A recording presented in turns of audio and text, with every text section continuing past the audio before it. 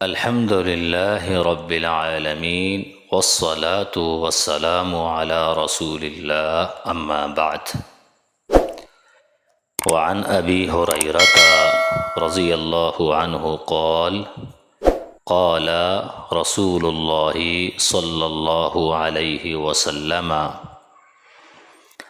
المستبان ما قال فعلى البادئ ما لم يعتد المظلوم اخرجہ مسلم. مسلم کی یہ روایت ہے. امام مسلم رحمہ اللہ اپنی کتاب میں لائے. سب سے پہلے یہ جاننا ضروری ہے کہ نبی علیہ الصلاۃ والسلام کا یہ فرمان جو شخص گالی دیتا ہے یا گالی دینے میں پہل کرتا ہے اس کے متعلق یہ وعید آئی ہے. تو آئیے پیارے حبیب کے اس فرمان سے ہم کیا سبق لیتے ہیں. حضرت ابو ہریرہ رضی اللہ تعالی عنہ سے روایت ہے، رسول اللہ صلی اللہ تعالی علیہ وسلم نے ارشاد فرمایا، ایک دوسرے کو گالی دینے والے دو شخص جو کچھ کہیں اس کا گناہ پہل کرنے والے پر ہے جب تک مظلوم زیادتی نہ کرے. اسے امام مسلم رحمہ اللہ نے اپنی کتاب میں لایا ہے. پیارے حبیب جناب محمد الرسول اللہ صلی اللہ تعالی علیہ وسلم کے اس فرمان سے ہمیں کیا سبق ملا؟ اس حدیث میں اس شخص سے بدلہ لینے کو جائز رکھا گیا ہے جو گالی دینے میں پہل کرے.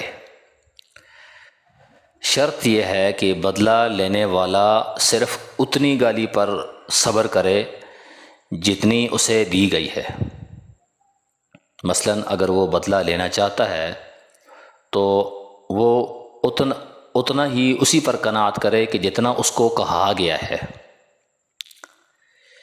لیکن زیادتی نہ کرے. اس صورت میں دونوں کا گناہ پہل کرنے والے کی گردن پر ہوگا، کیونکہ گالی گلوچ کے اس سلسلے کا اصل باعث وہ بنا.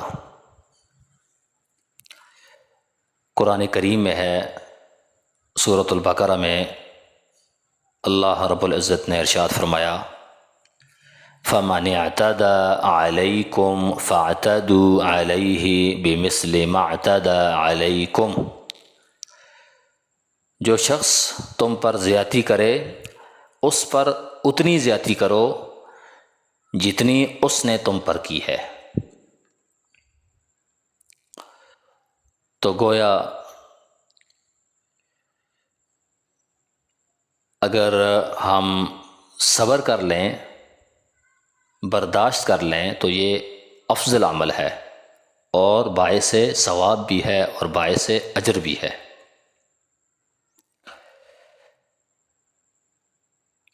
اور اسی طرح رب العالمین نے سورۃ الشورى میں ایک اور جگہ پر ارشاد فرمایا،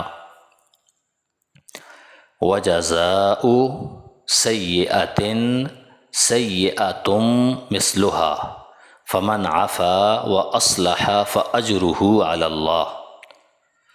برائی کی جزا اس کی مثل برائی ہے، پھر جو شخص معاف کر دے اور اصلاح کرے تو اس کا اجر اللہ تعالیٰ کے ذمہ ہے.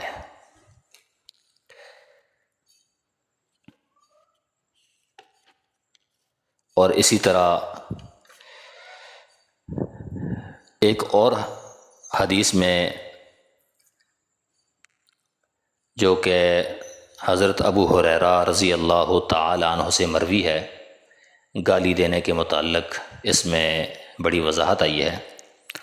حضرت ابو ہریرہ رضی اللہ تعالی عنہ سے روایت ہے کہ ایک آدمی نے ابو بکر صدیق رضی اللہ تعالی عنہ کو گالی دی. ایک آدمی نے ابو بکر رضی اللہ تعالی عنہ کو گالی دی. نبی صلی اللہ علیہ وسلم وہاں بیٹھے ہوئے تھے. آپ تعجب کرتے رہے اور مسکراتے رہے۔ جب اس نے زیادہ ہی برا بھلا کہا تو ابو بکر رضی اللہ تعالی عنہ اس کی کسی بات کا جواب دے دیا، یعنی اس شخص نے ابو بکر رضی اللہ تعالی عنہ کو بہت زیادہ برا بھلا کہا، تو ان کی اتنی باتوں میں ابو بکر رضی اللہ تعالی عنہ نے کسی ایک کا جواب دے دیا۔ نبی صلی اللہ علیہ وسلم غصے میں آ گئے اور وہاں سے اٹھ کھڑے ہوئے۔ ابو بکر رضی اللہ تعالی عنہ آپ کے پیچھے جا کر آپ سے ملے اور کہنے لگے، یا رسول اللہ، وہ مجھے گالیاں دے رہا تھا اور آپ بیٹھے ہوئے تھے۔ جب میں نے اس کی بات کا جواب دیا تو آپ غصے سے اٹھ گئے۔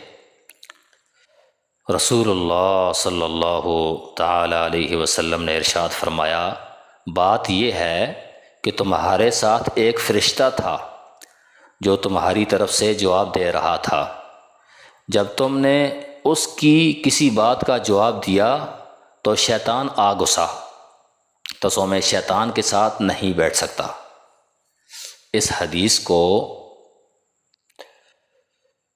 مسند احمد میں بھی لائے ہیں، اور اسی طرح صحیح ابو داود میں حدیث نمبر 4897 میں یہ موجود ہے۔ تو گویا ہمیں یہ معلوم ہوا کہ کوئی شخص کسی کو گالی دے تو جواباً اس کو گالی نہ دی جائے، بلکہ صبر کیا جائے اور برداشت کیا جائے، کیونکہ جو شخص صبر کرتا ہے، برداشت کرتا ہے، تو اللہ رب العزت کے ہاں اس کا اجر ہے اور مقام ہے۔